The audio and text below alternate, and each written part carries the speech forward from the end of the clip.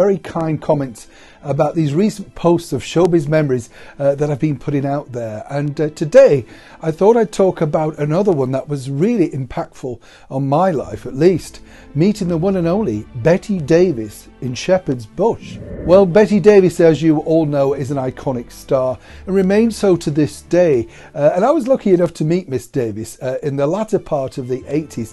She was in town to promote a book called This and That, and it wasn't an autobiography, as she slapped me down and basically said, no, the book is about my thoughts and random sort of thoughts and things like that. It was a bit of a mishmash of a book when you read it, but of course Betty was always on the lookout for making some money. She knew she was popular here in Great Britain because she told me. And what was interesting with Betty, which I didn't realise until I'd met her, that she'd done a one-woman show, she toured it around. She'd been on at the London Palladium and of course at the ABC in Blackpool and a few other venues. She had a lot of affection for Blackpool. She said that it was like Atlantic City, you know, but people were more friendly. I think she loved Great Britain a lot because she'd had a lot of film success here. You know, things like Another Man's Poison and of course The Nanny, which she made for Hammer.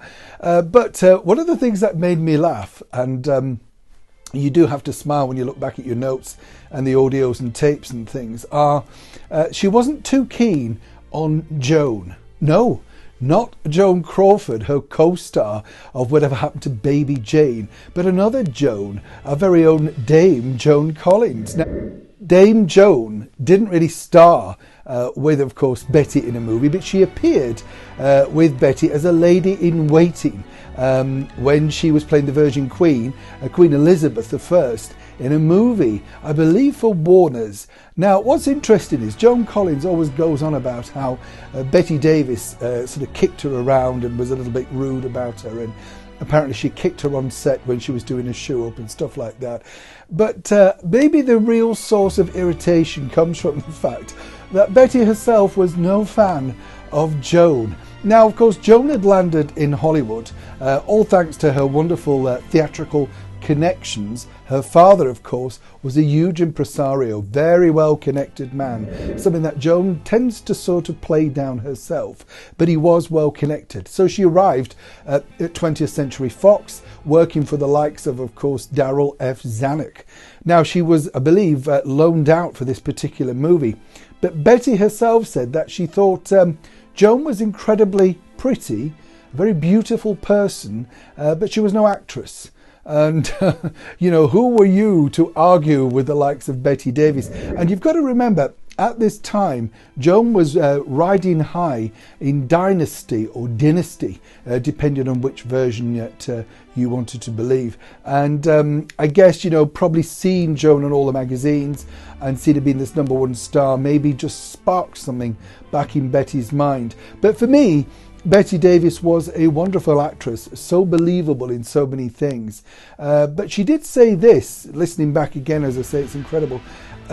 She said a lot of people confused her with the character Margot Channing in All About Eve. And she said that it wasn't really her at all. She said, you know, it was a beautifully crafted piece. And it was the only script that she never had to bother doing anything with, because it was all there on the pages. She said she knew the character Margot incredibly well, but it wasn't based on Tallulah Bankhead or anything like that. She said in any sort of things that were similar were really accidental on her part. She said it was just a wonderful film, and she basically said that that was one of her favourites. They changed daily because she'd done so many. We did bring up that other Joan in her life, Joan Crawford. But for right now, I need to get some more courage to tell you those stories because they are quite explosive. She was a wonderful woman. As I say, we met at Shepherd's Bush at the Wogan Theatre, or, you know, the Shepherd's Bush Empire as it was, which was the BBC TV theatre. And she'd been doing quite a few chat shows, I think Afternoon Plus, TV AM and stuff. But she was a very driven person. Beautiful, kind, sweet woman. You know, we had dinner. And she paid. It was a wonderful hotel. And I think what people forget is these Hollywood stars, although they've been stars a long time, they know they're only as good as their last movie. And let's be honest, Bette Davis has so many wonderful movies to choose from. Thanks so much for watching my memories on the wonderful, and who could forget her, Hollywood legend Bette Davis. I'll see you soon.